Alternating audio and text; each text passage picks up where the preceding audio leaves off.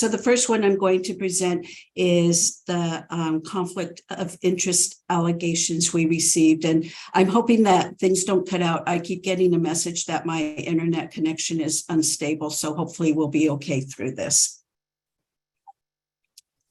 So these allegations involve actual or potential violations of Government Code Section 1090, which pertains to financial interests in contracts. So that was a question that came up from one of the speakers. It's really only a financial interest in a contract, not any relationship at all. It also involves Government Code Section 8710, which pertains to the use of an official position for financial gain, and Government Code 87407, which pertains to making decisions that relate to prospective employment. Both of those are part of the Political Reform Act. And then it also involves the district's employee code of conduct, which requires employees to inform procurement of potential conflicts of interest under Government Code Section 1090. So we're discussing three allegations today. In the first allegation, a former BART employee served on the evaluation panel for some large contracts and later formed a new firm with an employee of a firm that received a contract. The new firm received work plans as a subconsultant under two of the prime contracts awarded shortly after forming their own firm. In the second allegation, a former BART employee made contracts with the firm that the employee began working for the Monday after ending their employment with BART. Email communications confirmed that the employee had the employment arrangement during the time they were making those contracts. We substantiated both of these allegations. Both allegations violated Government Code Section 1090, and the second allegation also violated Government Code Sections 87100 and 87407 of the Political Reform Act. A California court case ruled that leaving public office does not avoid a 1090 violation where the public official was involved in the contracting process. And the Political Reform Act specifically prohibits public officials from being involved in any governmental decision directly related to any person with whom the official is negotiating or has any arrangement concerning prospective employment. In the third allegation, a BART employee did not notify procurement of a potential conflict of interest in a timely manner as required by BART's Employee Code of Conduct. We substantiated that this was true, but BART avoided the conflict of interest by disqualifying the firm from being able to bid. When the firm submitted a proposal, BART returned it unopened to the firm. BART responded that it will void the work plans will avoid the work plans and contracts related to the first two allegations, but will not seek repayment of funds paid to the subcontractor for several reasons, as General Counsel mentioned. The first is that disgorgement is not required by law. And I apologize for the word disgorgement, but that is the word used in the legal context. The second is that these contractors competently performed the work. The third is that BART believes disgorgement would unjustly enrich the district because it means BART would have received work for free. And the fourth is that disgorgement is likely to cause serious financial harm to local businesses. As I mentioned during the discussion of our activities report, the penalties for violating Government Code Section 1090 include voiding the contract and seeking repayment of any funds paid under that contract. And there I did change to the word to the term repayment rather than disgorgement because I don't like that word either. But I also mentioned that there's a court case which concluded that the law does not directly require a public agency that is party to a contract to bring any such claim it may have. The fact that we substantiated two cases in this report, reported on another substantiated case in April last year, reported today about a potential conflict of interest that may have only been avoided because BART disqualified a firm to avoid the conflict of interest from occurring. And the fact that we have two more conflict of interest allegations in our Q that appear to support a violation are all indicators that BART's resistance to voiding the contracts or seeking repayment has not provided sufficient reason for employees to not continue to participate in conflicts of interest. So that completes my oh, excuse me, I forgot the recommendations. So as I mentioned before, BART has agreed to void the contracts and work plans for the 2 contracts where we substantiated the allegations, but will not be seeking repayment of the disgorgement of payments. And so that concludes my presentation, and I am ready to answer any questions you may have.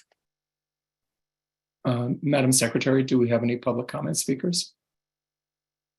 I don't see any hands raised at this time. Okay, we can see if hands do go up. Colleagues, I'm sorry, I can't see, so. I'll go first. Okay, thank you, Director Allen. Okay.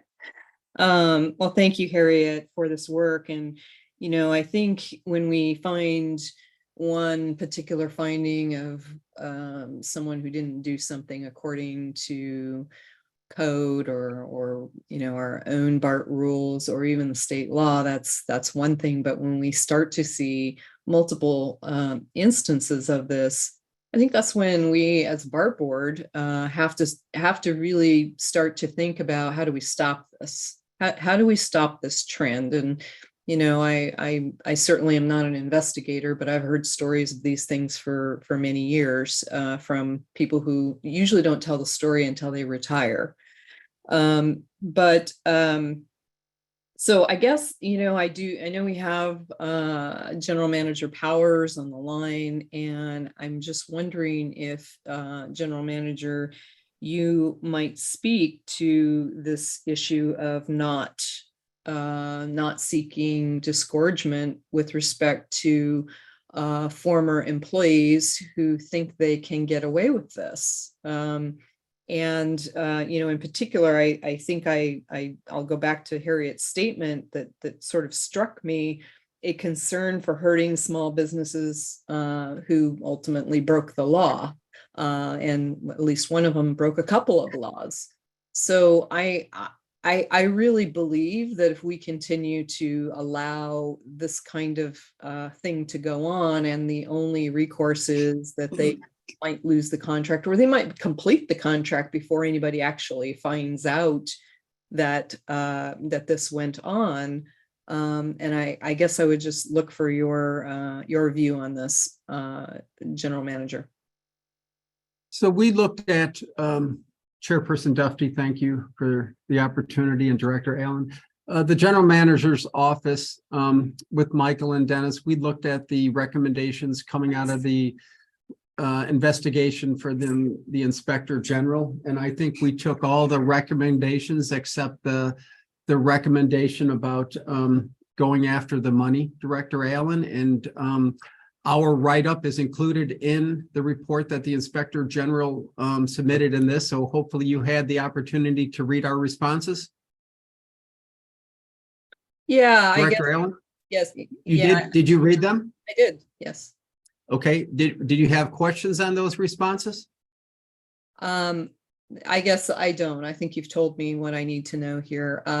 You know, I'll just reiterate and say that I believe as a board, we should take this matter up, and perhaps a recommendation could be made from this committee to ask the board to take up this issue and decide whether we will continue to only void contracts and not do something else when this occurs.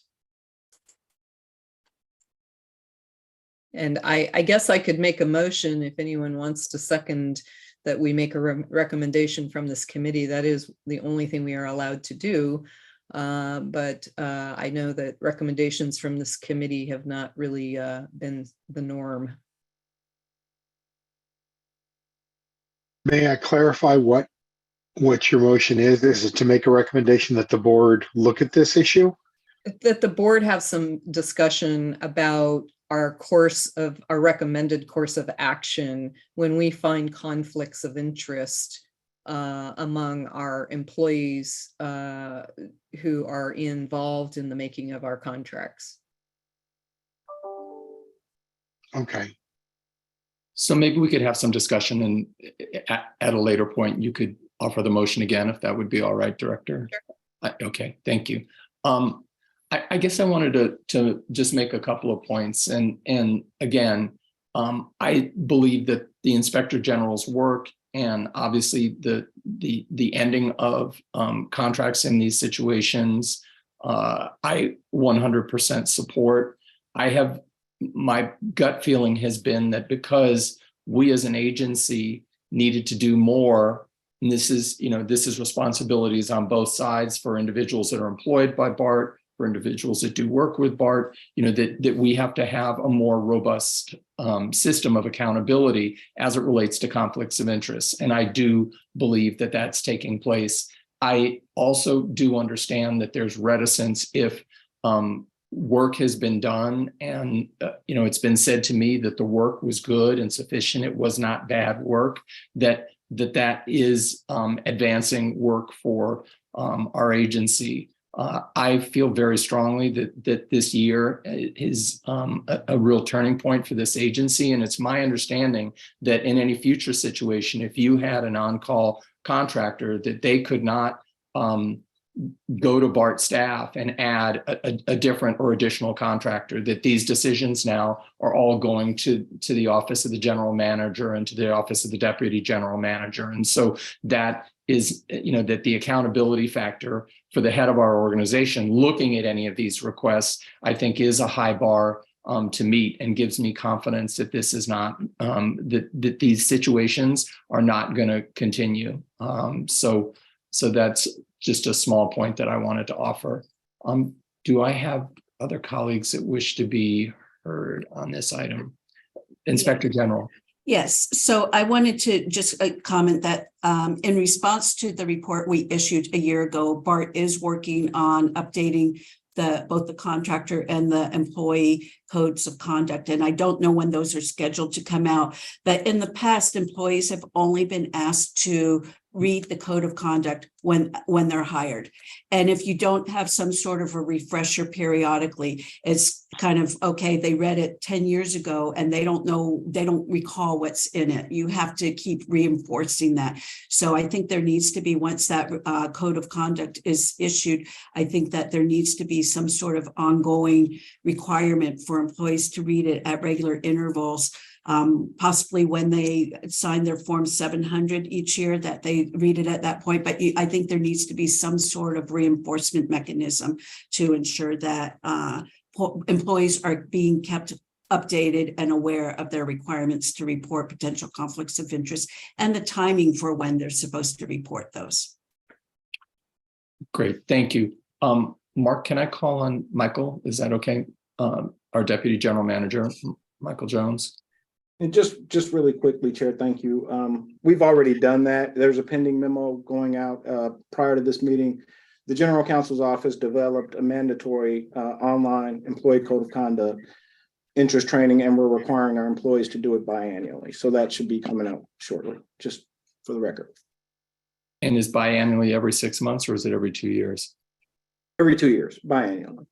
Okay. And that's along with about 7 or 8 other recommendations that the OIG recommended that we are implementing or have implemented, as she's also indicated. Okay, thank you. Director Foley.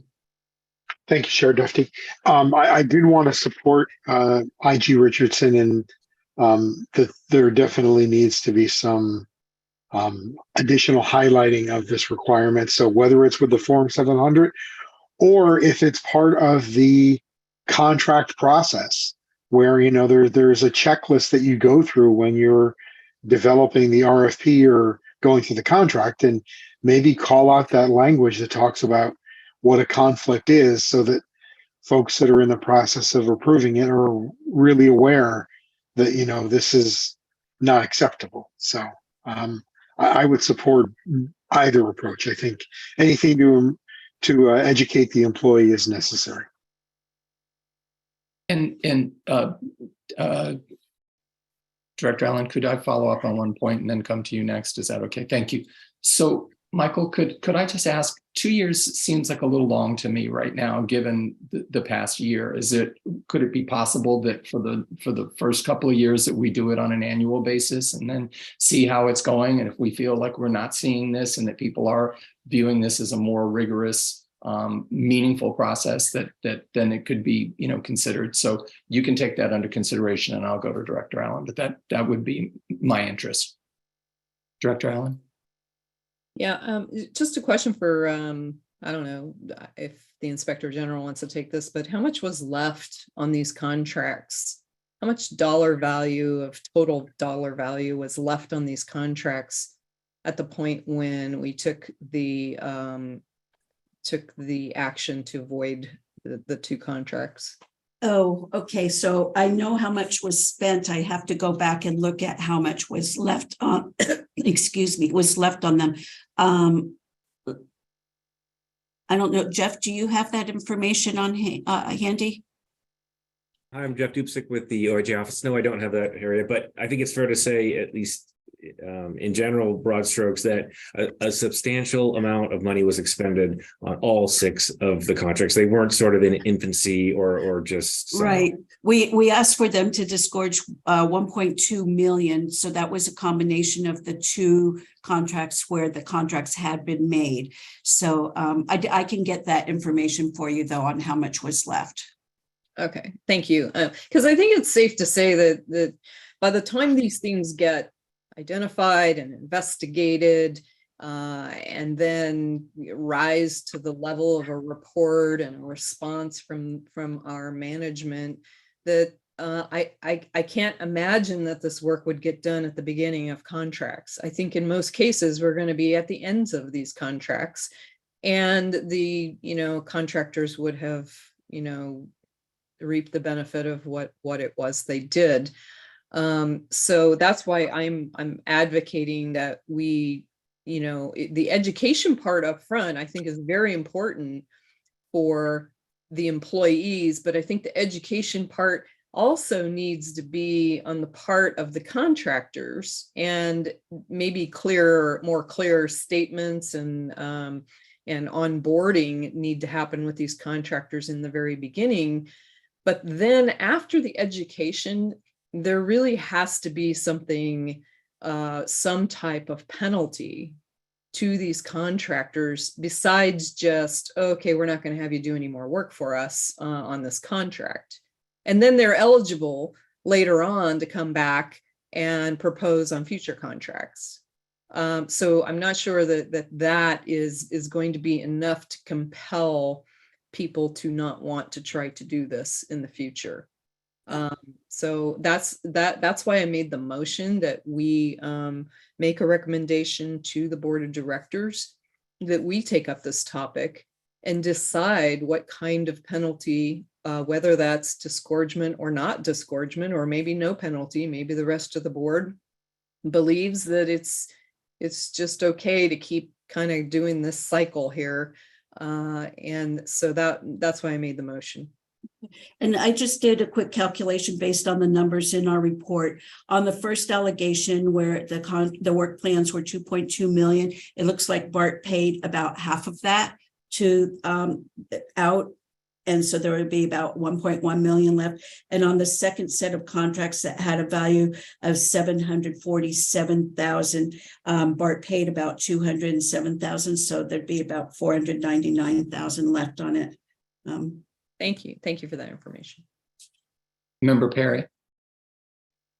Thank you. I support that. If that was a motion, I'm not sure if we're there right now, but I would add, though, is there a way to look at this rather than all or nothing, the profits on these contracts and disgorging the profits, where BART still is essentially paying for whatever materials they received and so forth. So in looking at this, maybe I would encourage you to look at this as something other than all or nothing. That's a great point. Thank you. And I guess I'm going to ask for Mr. Jones to come back in the speaker queue, because I would say that for myself, going forward, if we have an implementation in March, I guess I would say with the start of the new fiscal year that I would be supportive of contracts moving forward after in the new fiscal year, that BART would say we would seek repayment in those instances. So, Mr. Jones.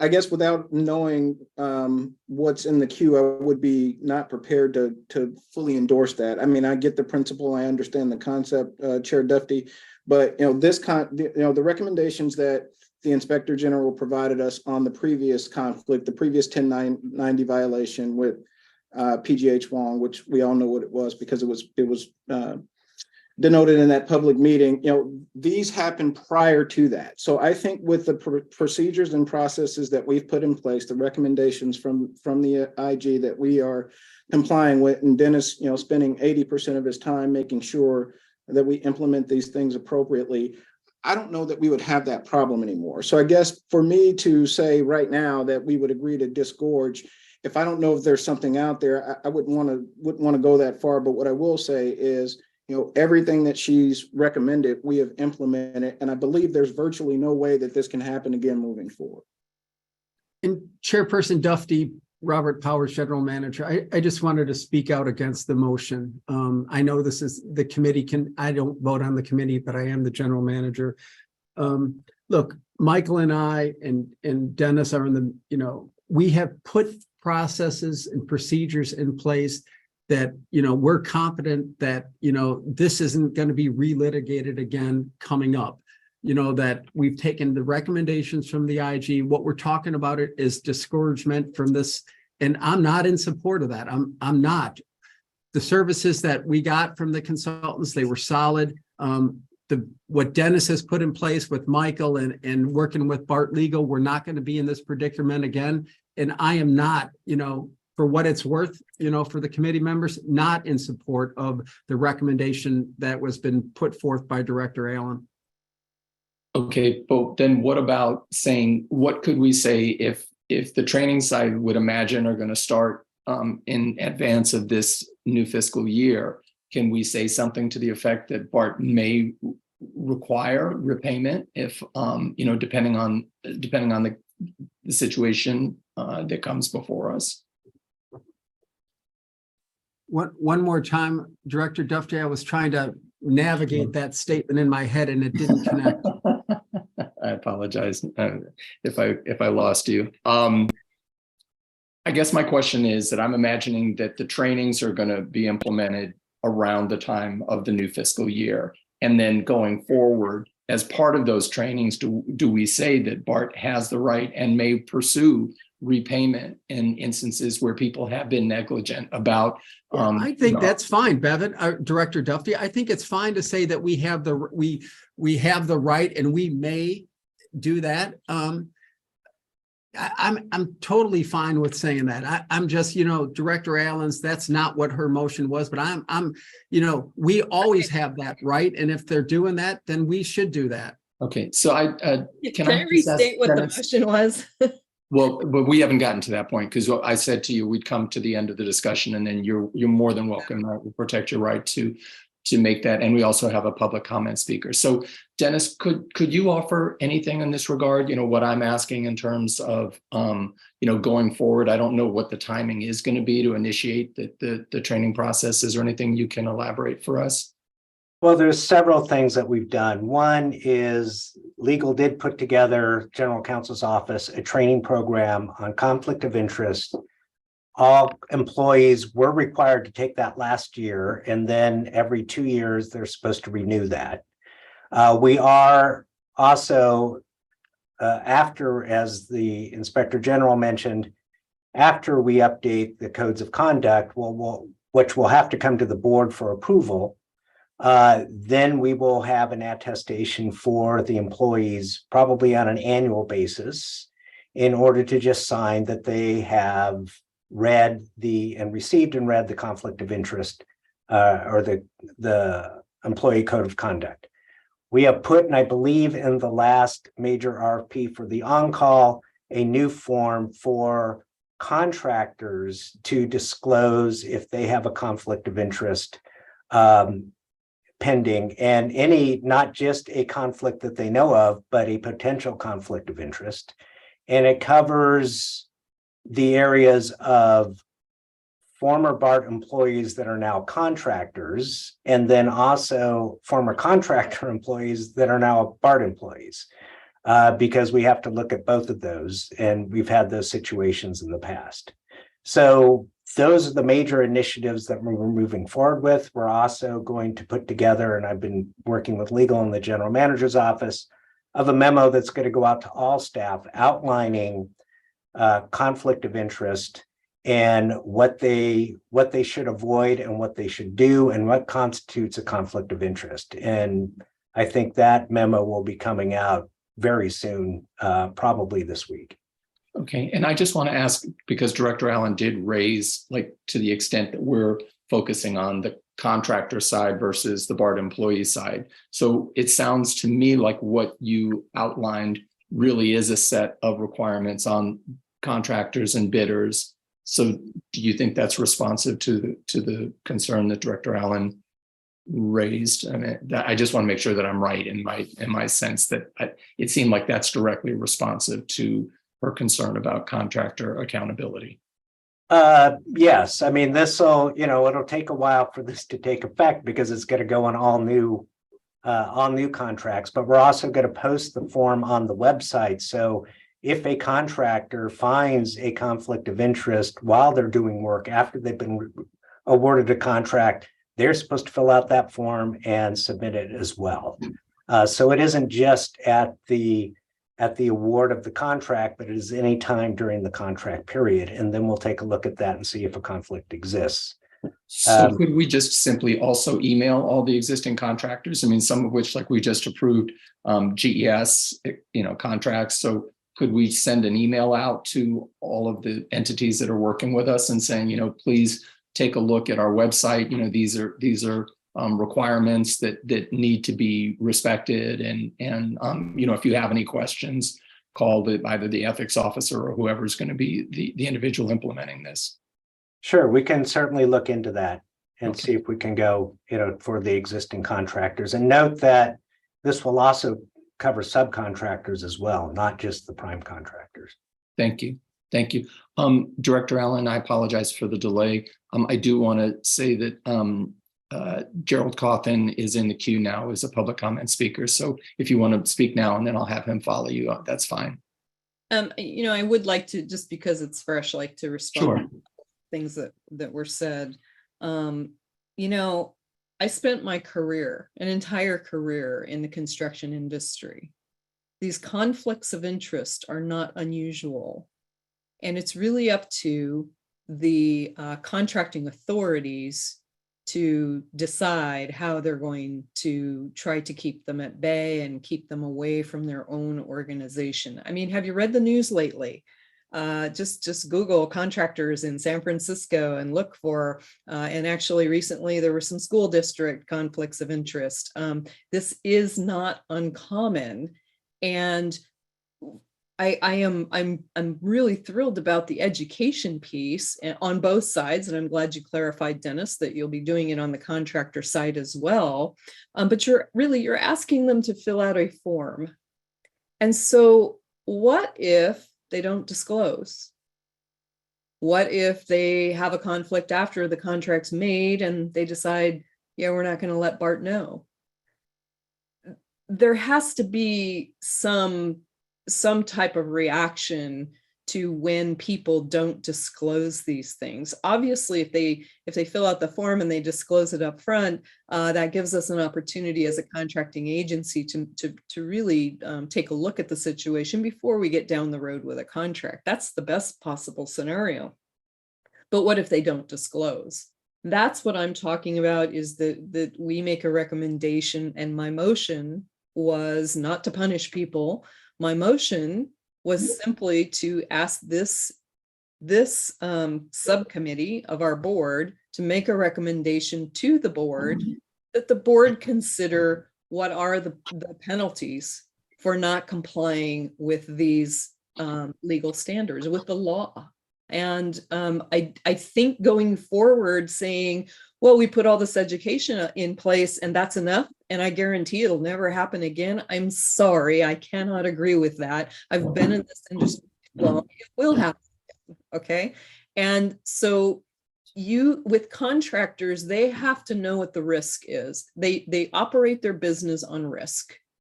And when they read these contracts, they point out these provisions and they go, oh, that's a risk. If we have a conflict of interest, we could be in a big risk. And that's when they'll take action and say, well, we need to fill out the form. This is how the whole thing works. And so I'm saying my motion was that this committee make a recommendation to the full board that they take up this matter of what is the penalty for non-compliance. And I'm a board member, so I'll bring it up again, but I think it would be great for this committee to make that recommendation. Thank you. And Mr. Perry, it sounded like you wanted to second that, so that's necessary to advance it. Yes, I would like to second that. Okay, thank you. So that's the item that's before us, and let me have our public comment speaker, Mr. Coffin, speak next. Okay. Gerald, please go ahead. Yes, sorry, thank you. I agree with Director Allen that without some kind of a penalty, people are going to take advantage of the situation. I've worked with lots of consultants and contractors in my time, and I can tell you, as she said, it's almost like a game. If you think you can get away with something, you probably try it and see if the inspectors catch you. And that goes on at all levels. So some kind of penalty is essential. And at the same time, though, I agree with Director Perry that it seems a little bit draconian to disgorge. That term sort of bothers me, just like it did our OIG. So I would suggest some kind of a compromise where you make it very clear to all these incoming contractors, beginning after your next meeting, that this is not accepted anymore and that there is a threat of disgorgement. Once that idea is clearly out there, then if you decide that some good work has been done and it doesn't deserve to be completely taken back by BART, the money, then you work out some kind of an agreement with them for some kind of a penalty. Once they realize that the option is either to accept the penalty or let BART proceed with the full disgorgement, you're going to get some kind of an accommodation there that might be enough to remind not just them, but everybody that there are consequences and proceed in a more reasonable way. I certainly reject the idea that you should never punish an offender. That is absurd on the face of it. Thank you.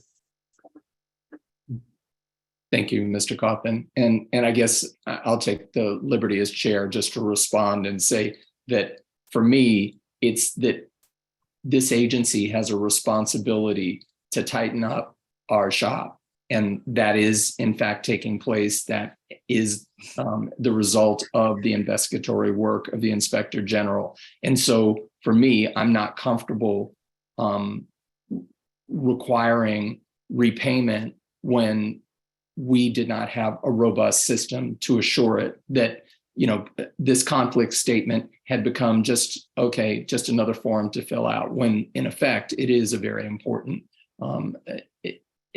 issue. Director Foley. Thank you, Chair Duffy. I'm supportive of the concept. I just want to give staff the opportunity to demonstrate that the mechanisms they put in place can be successful before I bring this to the full board.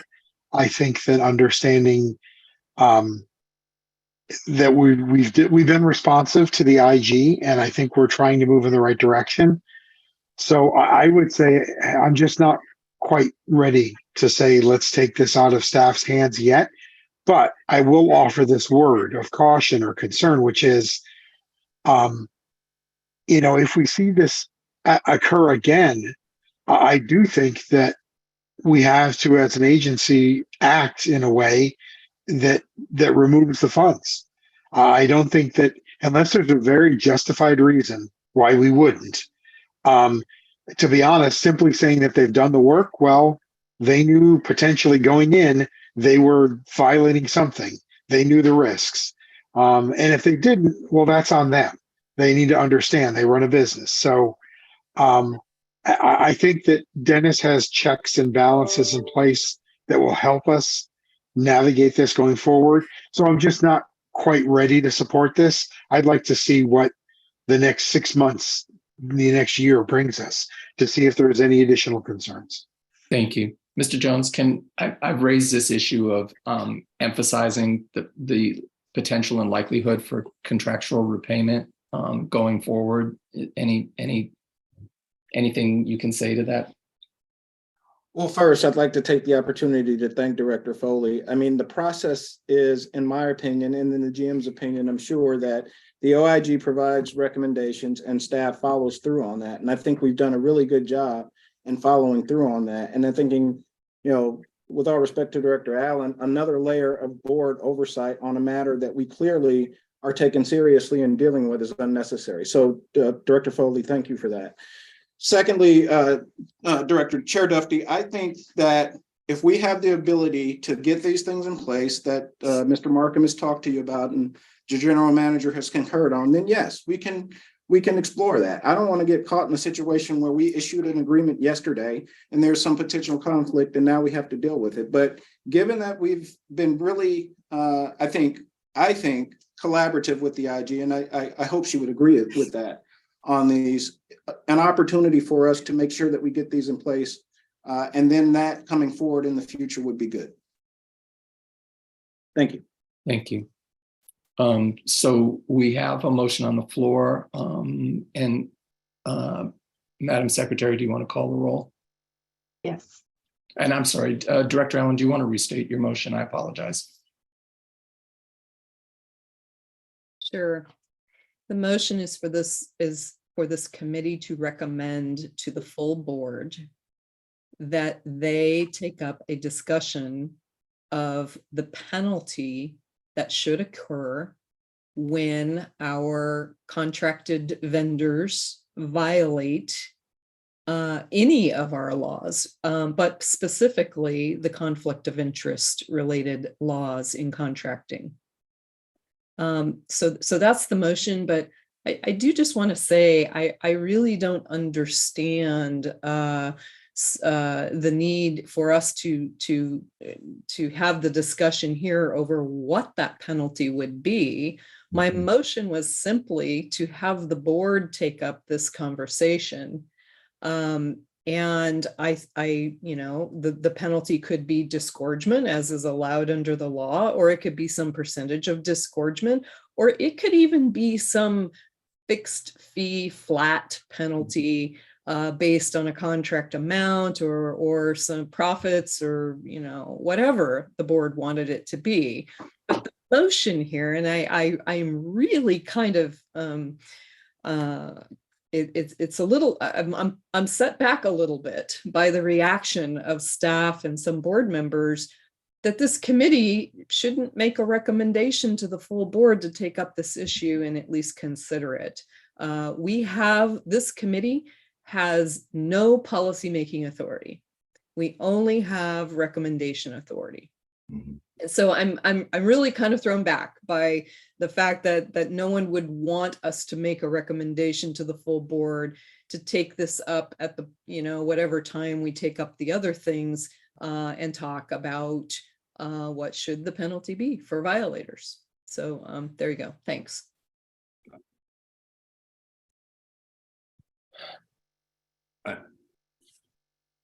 Mr. Perry, did you want to speak? I guess I would. I mean, I think this maybe goes beyond just this issue too, as far as recommendations to the board. But I would add that it seems to me that without addressing the penalty phase of this, you've established the education, the notification, and essentially the due process for contractors or employees to be aware of these prohibitions, and yet it seems like you're stopping at the point of the penalty. It doesn't complete the process of really addressing this issue. And so I guess I don't understand the reasoning either for not doing that. Well, I can say that I thought that the purpose of the amendment was to recommend contractual repayment. So that is how. There was no amendment, Director. I'm sorry. There was no amendment. My original motion has always been to recommend to the board to take up the matter.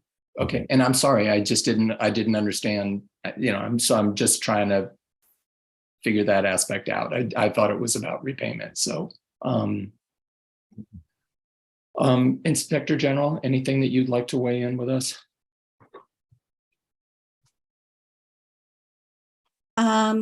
I agree that there should be some further discussion, because I also agree that you should never say never. That if it happens after the education process is in place, it seems like then it's willful, and that there should be some stronger penalty. So, and I also agree with the concept that, once a contract is in place, if these subcontractors get added on after, you have to have a process for making sure that those subcontractors didn't have a conflict of interest. So I think there should be some further discussion on the board side about how do you handle this down the road. And maybe comes in phases. Okay, we're going to do this education piece, and at this point we'll start doing something different. I think there's a variety of things that can be discussed to help put an end to these conflicts of interest occurring. Thank you. Colleagues, I would say I'm uncertain as to what I'm comfortable with as a path forward. So You're not willing to have the board have further discussion about it? Well, I guess I would ask, doesn't the Inspector General have the opportunity to calendar items with the board? How does that, I just would like to know how that process works. That may be a question for Matt, but I thought that once the committee made a recommendation, it would move forward if they adopted the recommendation. So this is Matt Burrows, the General Counsel. There are several ways that things get on the agenda. A committee can make a recommendation to the board. Doing so really still requires the board president to put it on the agenda. The general manager can put stuff on the agenda. The board president can put stuff on the agenda. There's a board rule that says 3 directors. If they tell the district secretary they want something on the agenda, it can be placed on the agenda. Whether I'm just not usually if I want to put something on the agenda, I can call the board president and place something on the agenda. So I don't want to say whether or not the Inspector General also has that ability, but there are lots of ways that things get on the agenda, including a few formal rules that I just mentioned. But ultimately, the board president sets the agenda, and if she decides she doesn't want it on the agenda, then she won't put it on the agenda, and maybe I have to go find 2 directors to battle it out that way. It isn't necessary. This committee could make a recommendation, which is what it was set up to do, and then we could see whether President Lee wants to take that recommendation.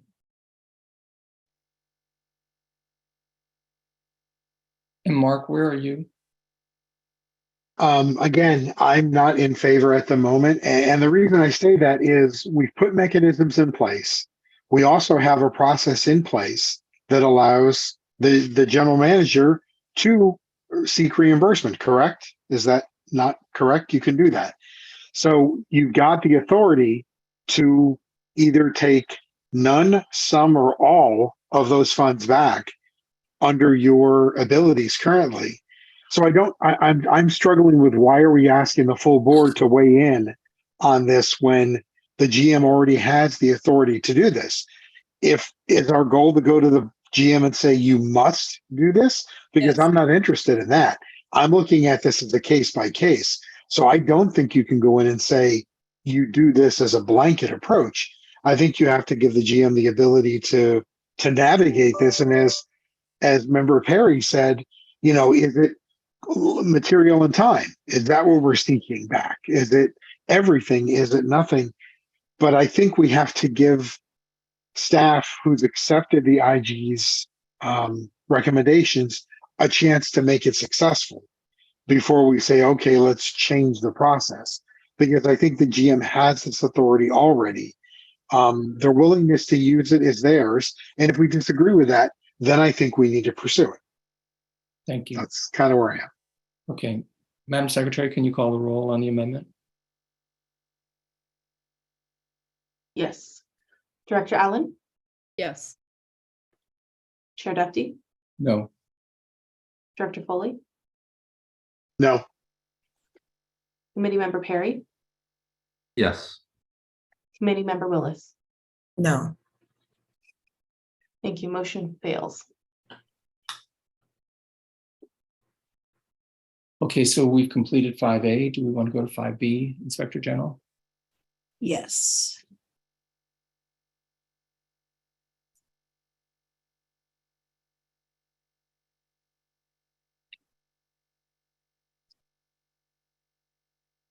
Get these things out of the way. Yeah, there, okay. There we go.